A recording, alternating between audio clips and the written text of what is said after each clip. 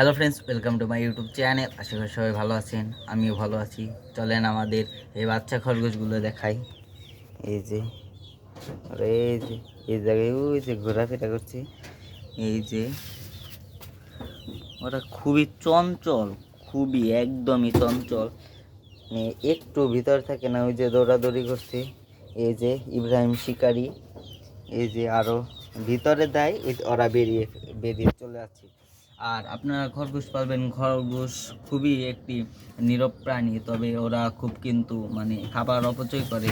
যাদের খুব বেশি ঘাস আছে তারাই খরগোশ পালতে পারবেন, যাদের ঘাস নেই তারা খরগোশ পালতে পারবেন না।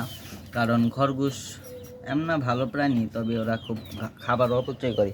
এই কারণে আমি এই যে আমার এই সেট আপটা করেছি। এই যে এইগুলা দিয়ে দেই, এই দেখেন, এই যে দেখাচ্ছি চলেন। এই যে আমি এরকম করে দিই, আমার খাবার খুবই কম অপচয় করে। ওই যে মা খরগোশটি, ওই যে বাচ্চাগুলো এই যে ওইতে ঘুমিয়ে রয়েছে। আর এই যে আমার এই যে টমি টমি এখন খুবই ঝগড়াটে হয়ে গেছে, আমাকে শুধু এই যে কামড়াতে আসে আর শুধু আমার সাথে ঝগড়া করে। এই যে খরগোশগুলো ছাও খরগোশ, এই যে ওটা খুবই দুষ্ট হয়ে গেছে। দেখি অতি তাড়াতাড়ি আমি এইগুলা সেল দিয়ে দিব।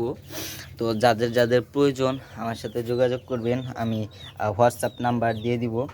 আর যারা যারা খরগোশ পালতে ইচ্ছুক তারা আমার সাথে অবশ্যই পরামর্শ করবেন। এবং আজকে আমি জংলি খরগোশ ধরার ভিডিও একটি ছাড়বো। তো সবাই